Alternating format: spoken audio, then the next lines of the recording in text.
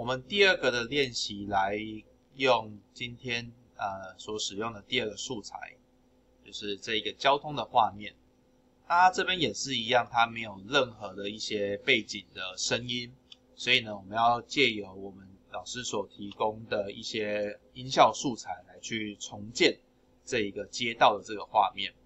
那背景的声音呢，我们可以在我们音效资料夹的这个 Street 这边，我们看到今天有三个音效，然后我们要试着用这些音效来去重建。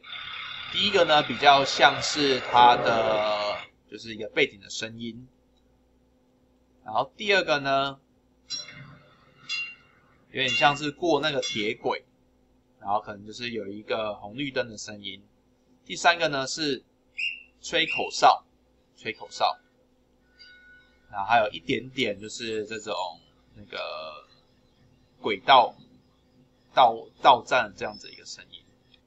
好，那我们先来看一下整个这个交通的画面。一开始是街道，再来呢我们的轻轨进来了，所以在轻轨进来的时候呢，我们就是会有一些轨道的声音，然后可能一些号志的一些声音。然后这边移动，那可能这个地方呢会有一些口哨啊等等的，然后是有一些背景其他的一些声音。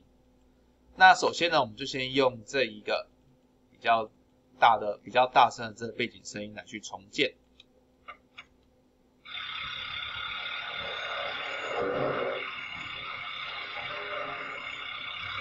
好，那这个部分呢，就是我们的轻轨进来。那轻轨进来的地方呢，我们就可以用第二个素材来去重置。那这个地方老师教大家一个快捷键，就是假设我们只想要把里面某个部分把它直接选取，然后套用进去的话呢，我们可以按两个快捷键。第一个呢是 I， 然后呢第二个快捷键是 O， 这个呢就是英文的 in and out， 开始跟结束。所以在这个原本的这个素材呢，我就可以用 I 跟 O 去选取这一个地方的物件。接下来呢，我直接把它丢进来之后，它就会快速的帮我直接去裁切选择我要的部分。所以这个东西就很快速，我可以直接就是不用在里面再去做剪辑，直接先在这边先去选取好。那这边我们来看一下轻轨进来的那个时间点。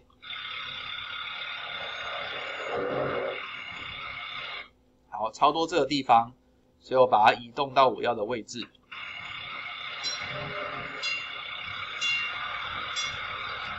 好，那这个地方呢，因为它的时间有点长嘛，所以我这边势必要再去用这一个音效档继续的去做延伸。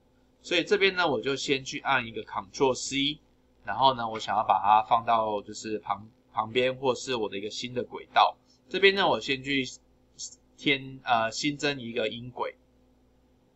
那这边如果你要去复制，然后贴上到一个新的图层的话呢，记得就是你一定要去点选它，然后其他的这几个音轨不要去点选，不然的话呢，如果你点选到其他的，它可能就会覆盖住。所以这边是我复制的刚这边轨道的声音，然后我要试着再去模拟，试着把它们的时间点用的一模一样。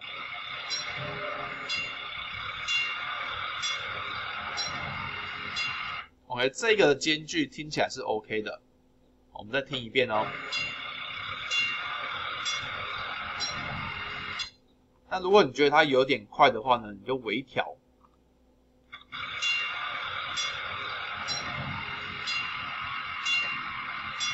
好，那这边呢，我再去复制一遍，把它复制到我的 A3 图层，做一下调整。好，这个有点慢，把它往前一点点。这又有点快，所以有时候像这些小细节呢，你就要不断的去聆听，然后尝试把它的那个时间点弄对。好，那这个东西差不多。那刚刚我们也有一个哨子的声音嘛，比方说要进站了，那一定会有一些可能工作人员要请行人注意的。那这边呢，我也用我的 I 跟 O， 然后呢，把这个东西再把它拉进来，去做一些合成。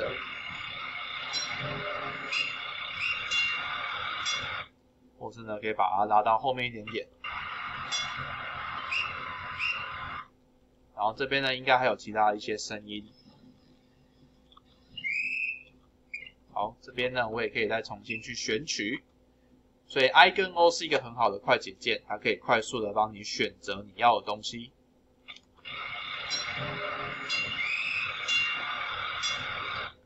那这边有一个轨道，所以这个轨道声呢，我也可以把它当作是后半段的部分。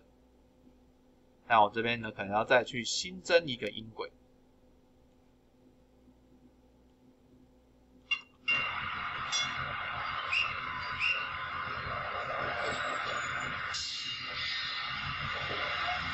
当然，它原本一开始放的这个声音呢，它就有一些背景的那个音效，所以这边呢，或许我们可以把它降低一点点。